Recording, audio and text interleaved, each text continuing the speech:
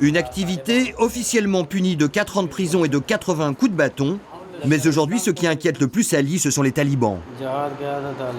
Ils m'ont envoyé cette lettre. Les talibans veulent que j'arrête de vendre de l'alcool.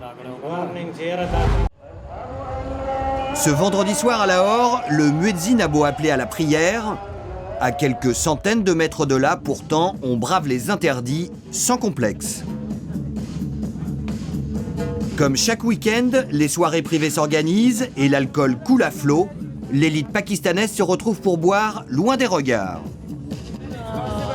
C'est possible de boire de l'alcool au Pakistan? Pas du tout. C'est juste du jus de pomme. J'emmerde les talibans, mon pote. Vous savez, c'est pendant la prohibition aux États-Unis qu'on buvait le plus. La prohibition, les Pakistanais vivent avec depuis près de 40 ans. Ce soir, tous les invités savent qu'ils risquent la prison et des coups de bâton. Pourtant, on n'a jamais autant trinqué aux 4 coins du pays. La contrebande d'alcool est devenue une affaire très rentable. Peshawar, il est 23h. Nous avons rendez-vous avec un de ces nouveaux businessmen de l'alcool. Il s'appelle Ali et il nous conduit dans l'un de ses entrepôts.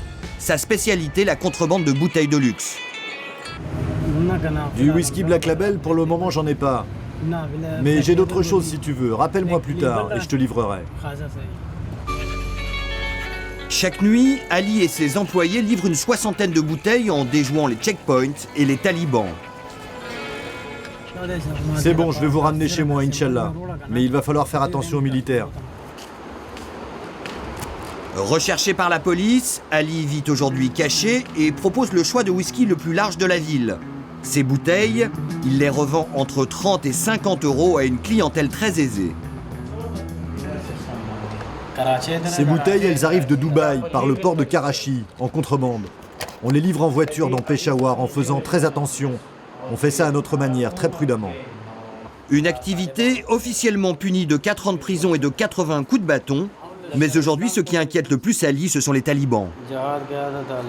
Ils m'ont envoyé cette lettre. Les talibans veulent que j'arrête de vendre de l'alcool. Voici celui qui menace Ali et tous les dealers d'alcool de Peshawar. Un commandant taliban qui fait régner la terreur dans toute la région. Dans ses vidéos de propagande, il met en scène les exécutions de ses ennemis, ceux qui, comme Ali, ne respectent pas la charia. Depuis qu'il a reçu cette lettre de menace, Ali s'est équipé en armes, munitions et garde du corps. Il craint pour sa vie et celle de ses 2 femmes qui ne savent pas ce qu'il fait de ces nuits. Ça, c'est si jamais je suis attaqué par 2 ou 3 personnes. Et ça, c'est pour 15 personnes. Seul contre tous, ça marche bien. C'est dangereux, très dangereux comme activité. Mais avec un chiffre d'affaires de 100 000 euros par mois, pas question pour lui de renoncer à son business. C'est pour l'argent que je vais continuer, mais en faisant gaffe. L'alcool, c'est pas bien, c'est sûr. Mais ça rapporte beaucoup. Ça, c'est sûr aussi. C'est au début des années 70 que l'alcool a été interdit au Pakistan. À l'époque, c'était le père de Benazir Bhutto qui était au pouvoir. Et il avait fini par s'incliner sous la pression des islamistes qui continuent de veiller au grain. Et c'est au cœur du quartier militaire de la capitale que se dissimule aujourd'hui la seule concession de ces fondamentalistes, une distillerie 100% pakistanaise. Whisky, vodka, gin et même bière, plus de 3 millions de bouteilles sortent d'ici chaque année, mais pas pour n'importe qui. Seuls les chrétiens ont le droit d'en acheter. Voilà notre principale marque de whisky. Et des bouteilles comme celle-ci, la brasserie en vend 500 000 par an en toute légalité. C'est le seul endroit au Pakistan où l'on respire un air saturé d'alcool. Je suis musulman. Et quoi qu'en dise l'islam, eh bien, il faut bien travailler. C'est comme ça, mais je ne bois pas.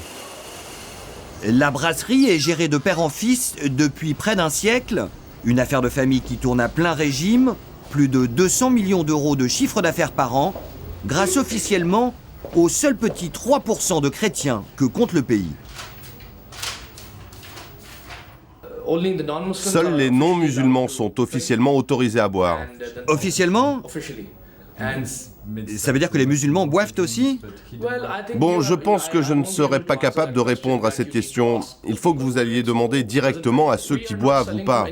On ne vend pas à des particuliers, mais juste à des établissements autorisés par le gouvernement pakistanais. Par exemple, l'hôtel Marriott à Islamabad. On a le droit de leur en vendre. Après, à qui ils le revendent, ça, c'est pas notre problème. Et pourtant, l'alcool de la distillerie alimente bel et bien les circuits de contrebande. Dans les ghettos chrétiens de la capitale, prospèrent des trafiquants à la petite semaine comme Joe. Il revend sous le manteau les bouteilles de la distillerie locale. Mes clients sont quasiment tous musulmans. Je leur vends 17 ou 18 bouteilles par jour. Ils me payent beaucoup pour ça. Les musulmans boivent beaucoup, c'est bon pour les affaires. Voici Mushtaq, lui c'est le livreur de Joe. Mon client appelle. Donne-moi vite 2 bouteilles. Allô? Ouais, ok, je serai là dans 5 minutes. Hein. Il est 22h passées et c'est la première livraison de Mushtaq ce soir. 2 bouteilles de vodka de la distillerie locale pour un client très pressé. Rendez-vous est donné sur un parking. Pas de temps à perdre, le client l'attend au bout de la rue. C'est bien pour cette voiture? La transaction va durer moins de 30 secondes. Donne-moi l'argent. Ok, si c'est ce que j'ai demandé, ça va. Ok. Affaire conclue. Mushtaq revient avec une dizaine d'euros en poche et la conscience pas vraiment tranquille. C'est vrai, je ne suis pas fier de faire ce boulot. C'est pas un bon boulot, c'est clair. Je sais que c'est illégal. Depuis quelques mois, les autorités ont déclaré la guerre à l'alcool. La police médiatise les saisies et les arrestations de trafiquants et promet des peines encore plus sévères. Jusqu'à présent, quand on les arrêtait, il leur suffisait de payer une amende et le lendemain, ils ressortaient libres. Désormais, mes hommes sanctionneront ces vendeurs beaucoup plus durement. Les interventions s'étendent jusqu'aux campagnes où se multiplient aujourd'hui les distilleries clandestines. On y fabrique un alcool maison, un alcool de pauvres qui fait des ravages parmi les paysans. L'alcoolisme reste un phénomène invisible dans cette république islamique, un tabou encore difficilement quantifiable, malgré les opérations musclées de la police et surtout malgré les menaces des talibans. Les rares estimations font état de 10 millions de buveurs réguliers au pays des purs.